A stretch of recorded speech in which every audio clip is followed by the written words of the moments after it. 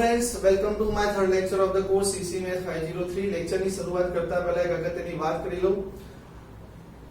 આ જે કોર્સ છે એ કોર્સની મેં લેક્ચર નોટ્સ બનાવી છે, એટલે યુનિટ 1 ની જે પીડીએફ ફાઇલ છે એ હું ડિસ્ક્રિપ્શન ની અંદર મૂકી દઉં છું, તમે ડાઉનલોડ કરી લેજો અને જ્યારે પણ મારું લેક્ચર જોતા હોય, વિડિયો લેક્ચર જોતા હોય તો એ નોટ લઈને પાસે બેસજો, જેથી તમને બરાબર સમજણ પડે, કારણ કે હું જે બોર્ડમાં જે લખું છું એ જ પ્રકારનું લખાણ મારી નોટની અંદર લખેલું છે, જેથી તમને સમજવામાં મદદરૂપ થાય। ઓકે, સો હવે હું આપણે લેક્ચરની શરૂઆત કરું છું। લેક્ચરની અંદર વાત છે ક્વેશ્ચન નંબર 2 ની, જેમાં અહીં વાત કરીએ છીએ કે ઓક્સિલરી ઇક્વેશન પાસે રિપીટેડ રૂટ હોય એવું ડિફરન્શિયલ ઇક્વેશન જો તમારી પાસે હોય તો તમે એનું સોલ્યુશન કઈ રીતે લખશો?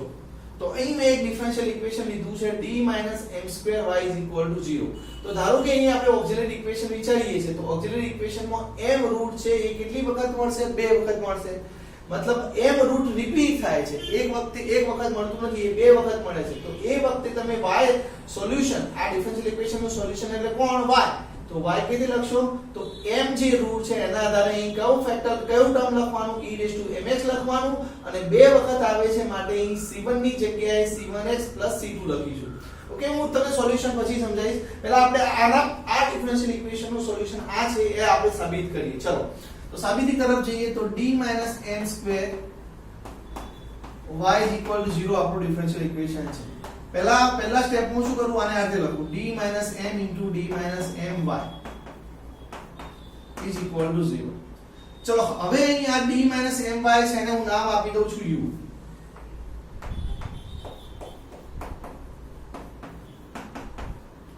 ઓકે, જે u કોને કહું છું? where હું u કહું છું, d - m y ને કહું છું। તો હવે તમને અહીં ડિફરન્શિયલ ઇક્વેશન કયા વેરીએબલ નું જોવા મળે છે? u નું। અહીં ડિપેન્ડન્ટ વેરીએબલ કોણ છે? u। d - mu = 0। પણ આવું ડિફરન્શિયલ ઇક્વેશન આપણે ક્વેશ્ચન નંબર 1 ની અંદર સોલ્વ કર્યું હતું, યાદ કરો। ત્યાં આપણી પાસે ડિફરન્શિયલ ઇક્વેશન આવું હતું, d - m1 y = 0। આવું ડિફરન્શિયલ ઇક્વેશન કન્સિડર કરીને આનું સોલ્યુશન y શોધ્યું હતું। કયું મળતું હતું ત્યાં? c1 e⁻m1x મળતું હતું, હે ને? આવું ડિફરન્શિયલ ઇક્વેશન યાદ કરો, ક્વેશ્ચન નંબર 1 ની અંદર આપણે સોલ્વ કર્યું છે અને એનું સોલ્યુશન તમને આવું મળતું હતું। આ સેમ ટાઈપનું સોલ્વ ઇક્વેશન છે જો। તો અહીં હું આના પછી ડાયરેક્ટ લખી દઉં છું, d - m અહીં m1 છે અને અહીં m છે, તો અહીં m1 છે અને અહીં m છે, તો અહીં સોલ્યુશન કેવી લખીશું? અહીં y ની જગ્યાએ અહીં કોણ છે? u છે, તો સોલ્યુશન એટલે કે u c1 e⁻mx થશે। આ કઈ રીતે લખ્યું? By question 1। પણ તમારે પરીક્ષાની અંદર આવું લખવાનું નહીં બાય ક્વેશ્ચન 1। તમારે એ કેલ્ક્યુલેશન જે લખેલી છે એ બતાવવાની અને એ કેલ્ક્યુલેશન બતાવીને આટલા સુધી લાવવાનું સ્ટેપ, હે, વચ્ચેના સ્ટેપ તમે એડ કરી દેજો, કારણ કે આવું ક્વેશ્ચન 1 પરથી મળે છે એવું ના લખવું જોઈએ મારી દ્રષ્ટિએ। ઓકે, સો તમે વચ્ચેના જે સ્ટેપ છે બતાવી દેજો। તો u = c1 e⁻mx સુધી પહોંચ્યા, પણ u કોને નામ આપ્યું તો આપણે? d - my ને। તો d - my ને આપણે u નામ આપ્યું, તો હવે મૂકી દઈએ। તો હવે અહીં નવું ડિફરન્શિયલ ઇક્વેશન જોવા મળ્યું, d - my = c1 e⁻mx। પણ આ જે ડિફરન્શિયલ ઇક્વેશન છે એ આ ટાઈપનું નથી, એટલે આપણે ડાયરેક્ટ તો સોલ્યુશન લખવાના નથી। હવે આને બરાબર જોઈએ આ કયા ટાઈપનું ડિફરન્શિયલ ઇક્વેશન છે। તો dy - my = c1 e⁻mx। d એટલે d/dx, આ ઓપરેટ d/dx છે ને, તો આને શું લખાય? dy/dx - my = c1 e⁻mx। હવે આ ડિફરન્શિયલ ઇક્વેશન બરાબર જુઓ। આ ડિફરન્શિયલ ઇક્વેશન તમે જાણો છો, આ સ્પેશિયલ ટાઈપનું ડિફરન્શિયલ ઇક્વેશન છે જે તમે સેકન્ડ સેમેસ્ટરમાં ભણ્યા છો। આ differential equation Lagrangian linear differential equation છે, જે કયા સ્વરૂપમાં છે જુઓ, which is of the form dy/dx plus py = q form નું ડિફરન્શિયલ ઇક્વેશન છે, યાદ કરવા, તમે સેકન્ડ સેમેસ્ટરમાં ભણ્યા છો।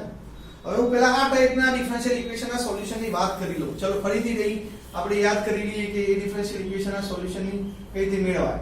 તો dy/dx પ્લસ py = q જે ડિફરન્શિયલ ઇક્વેશન છે એને કેવું ઇક્વેશન કહેતા હતા આપણે? લાગ્રાન્જિયસ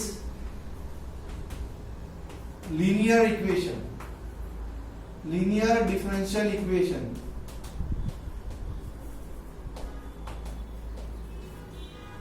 અને કેવું ડિફરન્શિયલ ઇક્વેશન કહેવાય? લાગ્રાન્જિયન લિનિયર ડિફરન્શિયલ ઇક્વેશન, જે તમે સેકન્ડ સેમેસ્ટરમાં ભણ્યા છો।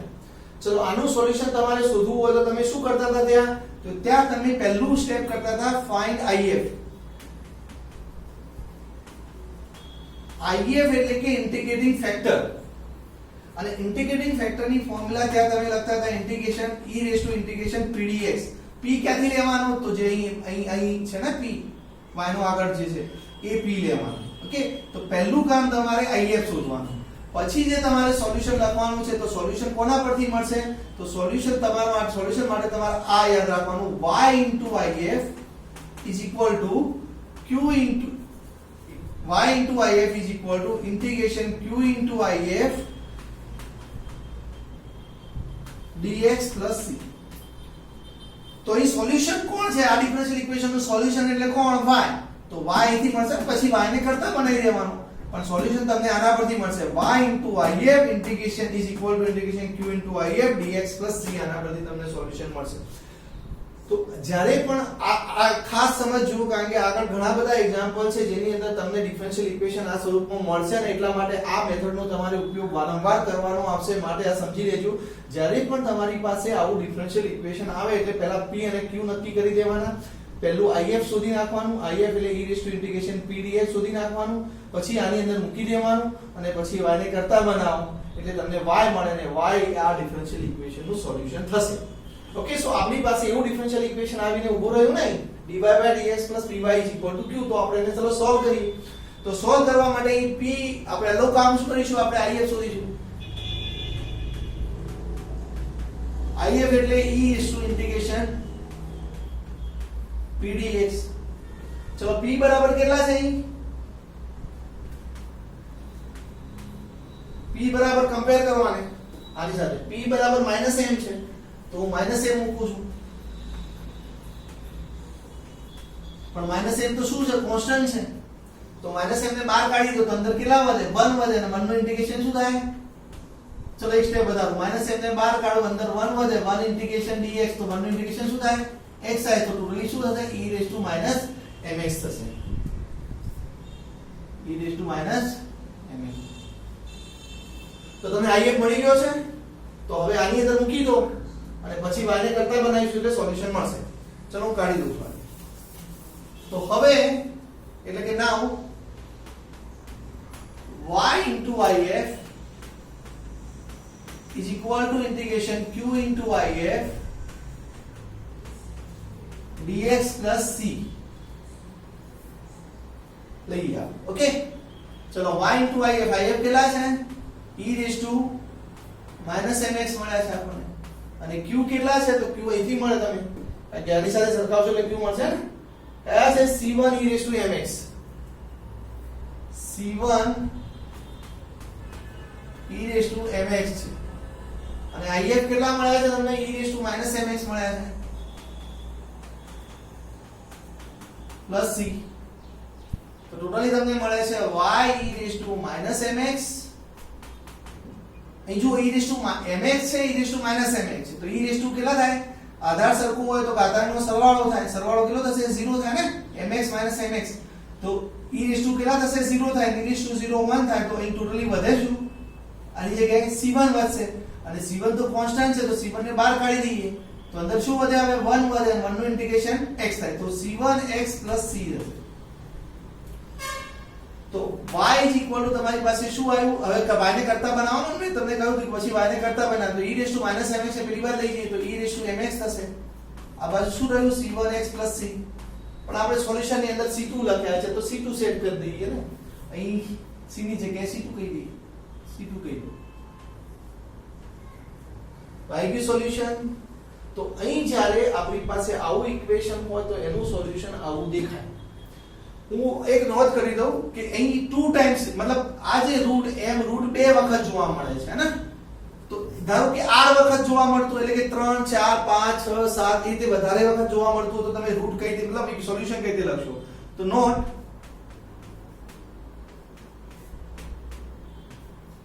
the solution of d minus m ધારો કે ઉપર r y is equal to 0 equation હોય તો આનું સોલ્યુશન કઈ રીતે લખશો? તો y is equal to e raised to mx તો લખવા જ પડે પહેલા તો m ના કારણે હે ને. પણ અહીં જે રૂટ છે m એ r વખત જોવા મળે છે હે ને તો સોલ્યુશન કેવી રીતે લખશો જો બે વખત જોવા મળે છે માટે તમે x થી શરૂઆત કરો છો તો r વખત જોવા મળે તો એક ઓછા એટલે કે r - 1 થી શરૂઆત કરશો એટલે કે r - 1 પછી r - 2 x સોરી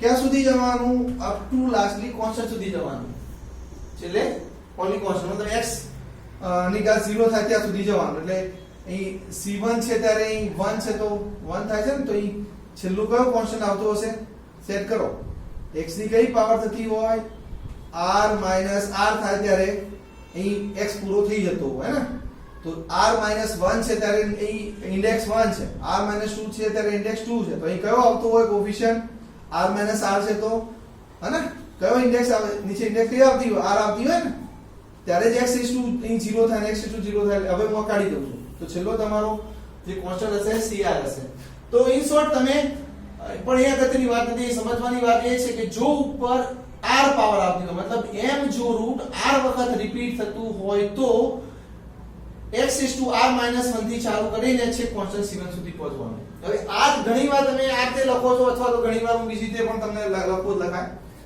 c1 થી સ્ટાર્ટ કરો અને ધારો કે હું d - હું બીજી રીતે પણ લખી શકાય અને સોરી ધારો કે દાખલામાં આપણે ઘણીવાર આ રીતે પણ મેં લખેલું છે તો એને સમજી લેવાનું કે આ રીતે પણ લખી શકાય ધારો કે આનું સોલ્યુશન હું ઘણીવાર આ રીતે પણ લખી શકું છું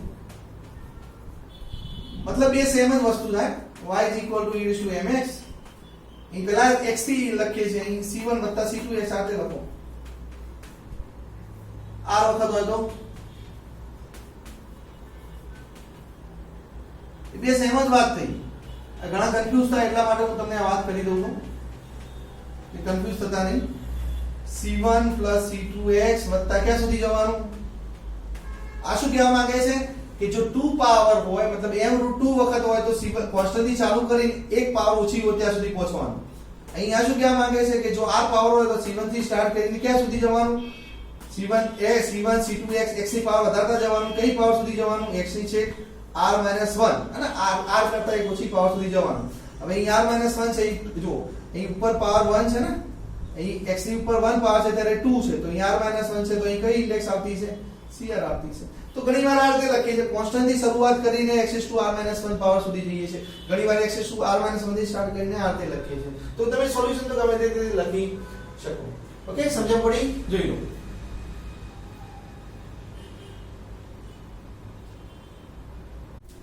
ચલો હવે આપણે ક્વેશ્ચન નંબર 3 જોઈએ ક્વેશ્ચન નંબર 3 ની અંદર શું છે તો ક્વેશ્ચન નંબર 3 ની અંદર એવું કહે છે કે ઓક્સિલરી ઇક્વેશન પાસે કોમ્પ્લેક્સ રૂટ હોય તો એવા કેસમાં આપણે શું કરીશું તો જો અહીં આપણી પાસે ઇક્વેશન ડિફરન્શિયલ ઇક્વેશન આ છે કયું છે d - m1 * d - m2y = 0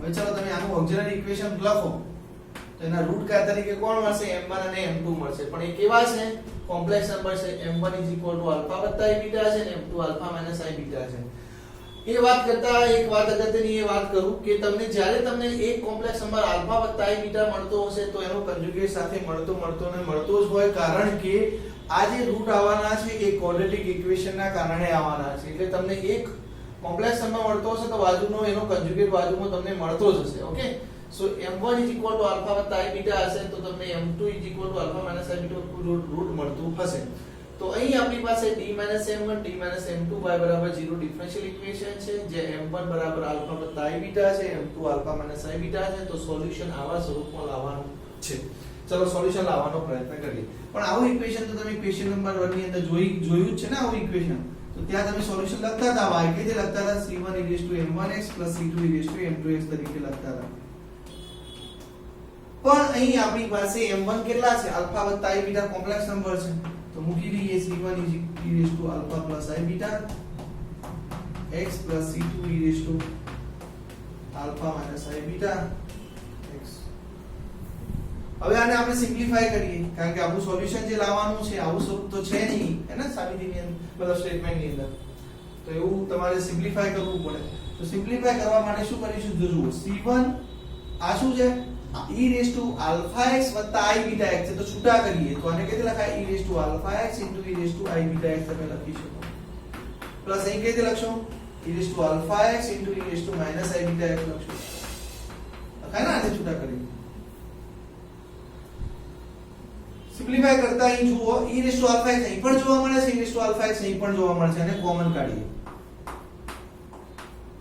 તો હવે દેખાય છે c1 e raised to I beta x plus c2 e raised to minus I beta x જોવા મળે છે.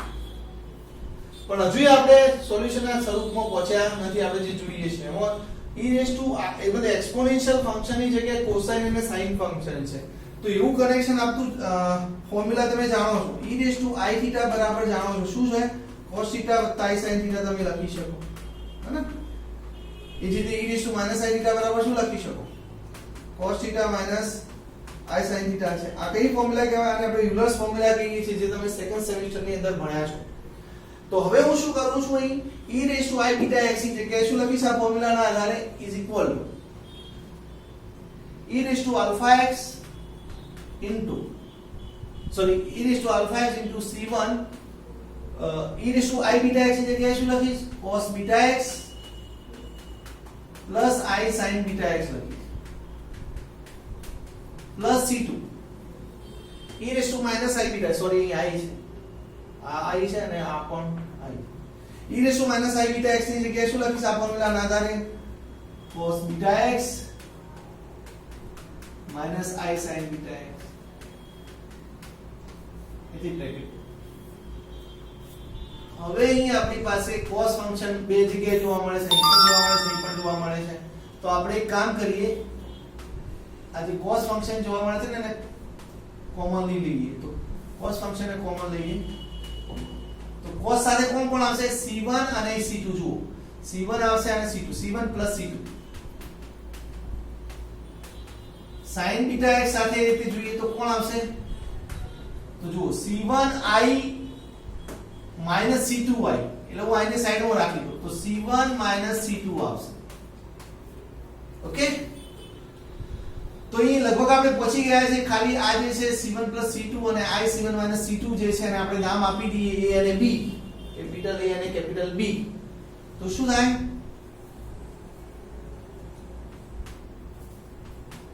e raised to alpha x a cos beta x plus b sin beta x.